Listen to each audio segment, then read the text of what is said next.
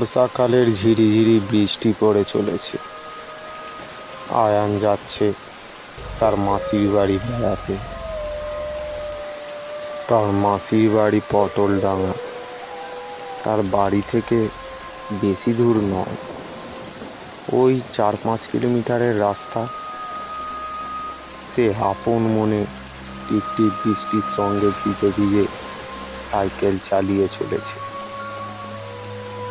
তার মাসির বাড়ি মানে পটলডাঙায় যেতে গেলে একটি শ্মশান পড়ে।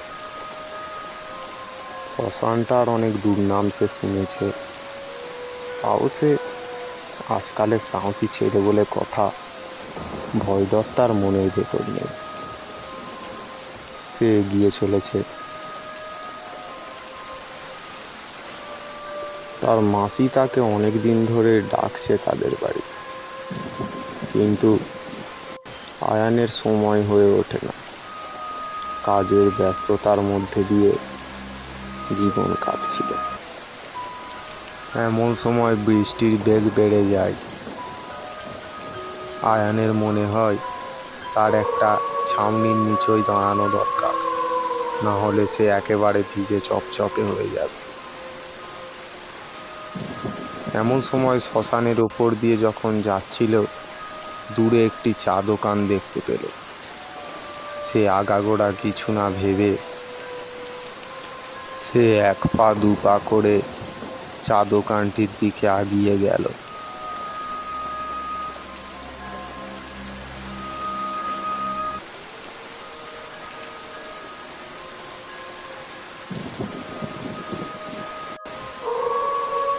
চা দোকানটিতে গিয়ে সে 1 কাপ চা নিয়ে বেঞ্চিতে বসল। এমন সময় সামনের লোকটি বলে উঠল, কি মশাই, গ্রামে নতুন নাকি? আগে তো এখানে কখনো দেখিনি। না না কাকা, একেবারে নতুন নয়। এখানে আমার মাসির বাড়ি। আগে মাঝে মধ্যেই আসতাম, এখন আর আসা হয়নি। কাজের চাপ বুঝতেই তো পারছেন। এই বেটা, মরতে এসেছিস নাকি এখানে? হ্যাঁ, তুই জানিস না এখানে আসামি তো? হ্যাঁ, শুয়ে শুয়ে আবার এই চা দোকানে ঢুকেছিস। যা যা, তাড়াতাড়ি বেরিয়ে যা বলছি। শুনবি না তো? বস বস, আর কিছুক্ষণ বস। সারা জীবনের মতো আটকে যাবি, বুঝতে পারি। বস না বস, কথা শুনবি না? আবার একজন মরবে, আবার একজন মরবে, আবার একজন মরবে, আবার একজন মরবে, আবার একজন পাগলটা লাফিয়ে লাফিয়ে নাচতে শুরু করল। আবার একজন মরবে। আয়ান এটাকে তেমন গুরুত্ব দিল না। আরে মশাই, এটাকে গুরুত্ব দেবেন না। ও শালা পাগল সবসময় ওই করে। বাদ দিন, ওর কথা শুনবেন না। আর কিছু মিনিট বসুন, আপনি আর কিছু সেকেন্ড বসুন। আর তাছাড়া এখন তো বৃষ্টিও থামেনি, বেরোলে ভিজেও যাবেন। বসুন, আপনি বসুন, আর কিছুক্ষণ। আয়ানের মনে কিছুটা সন্দেহ হলো। সে দেখলো লোকটা যেন ঘাবড়ে গিয়েছে, আমতা আমতা করে কথা বলছে কেমন। তার কথা শুনে মনে হচ্ছে সে যেন আয়ানকে কিছুক্ষণটা দোকানে বসিয়ে রাখার জন্য আপ্রাণ চেষ্টা করছে। কয়েক সেকেন্ড বসেছিল, তারপরে হঠাৎ দেখা গেল পাগলটা প্রচণ্ড বেগে দৌড়ে আসছে একটা গোটা ইট হাতে করে নিয়ে, যেন তাকে মেরেই দেবে। আয়ান ভয়েতে দোকান থেকে দৌড়ে বেরিয়ে এলো। আর বেরিয়ে আসার পরে সে দেখতে পেল পাগলটাকে যেন চুম্বক দোকানটা টেনে নিল। তারপরে দোকানটা কোথায় যেন বাতাসের সঙ্গে মিলিয়ে গেল। এটা দেখে আয়ান আর সুস্থ দাঁড়িয়ে থাকতে পারল না। সে ওখানেই অজ্ঞান হয়ে পড়ে যায়।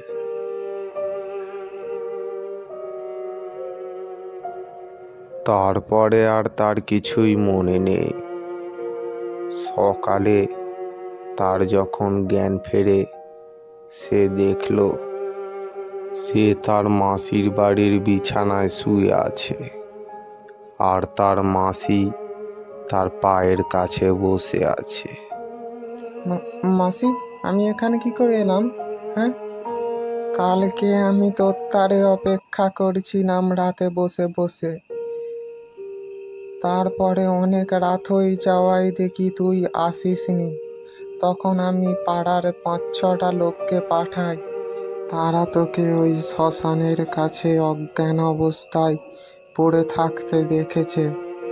তারপরে তারা আমার কাছে তোকে দিয়ে যায়। এবার বলতো কালকে রাতে ওখানে কি হয়েছিল? এরপরে আয়ান আগের দিন ঘটে যাওয়া সমস্ত ঘটনা রাতে ঘটে যাওয়া সমস্ত ঘটনার কথা তার মাসিকে খুলে বলে। তার মাসি সব শোনার পর বলতে শুরু করে, হ্যাঁ, ওখানে আজ থেকে প্রায় 40 বছর আগে ওখানে একটি চা দোকান ছিল। ওই চা দোকানে কালকে রাতে যেই 3জনকে দেখেছিস, ওরা 3জন তখন মানুষ মেরে কিডনি বিক্রি করার ব্যবসা করতো।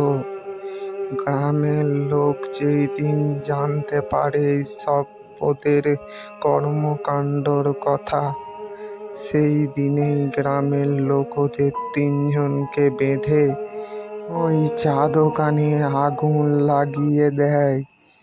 আর ওই আগুনে জ্বলে পুড়ে ওরা শেষ হয়ে যায়। তারপর থেকেই মাঝে মধ্যে ওরা ওই দোকানটি খুলে বসে আর মানুষদেরকে ওর ভিতরে বন্দি করে নেয়। এইসব শোনার পরে আয়ানের হঠাৎ মনে পড়ে সেই পাগলাটির কথা। কারণ তার জন্যই সেই পাগলটি কালকে ওই প্রেতগুলোর হাতে মারা গিয়েছে। সে একটা পাগল হয়েও তাকে বাঁচানোর জন্য কত চেষ্টা করেছে। শেষ পর্যন্ত তার নিজের জানটাও তার জন্য উৎসর্গ করে দিল। বন্ধুরা, কেমন লাগলো আমাদের এই হরর কিংসের গল্পের পরিবেশনাটি? যদি ভালো লেগে থাকে অবশ্যই একটি লাইক করে দেবেন, সুন্দর সুন্দর কমেন্ট করুন, সাবস্ক্রাইব করে আমাদের পাশে থাকুন। দেখা হচ্ছে পরবর্তী ভিডিওতে। ধন্যবাদ।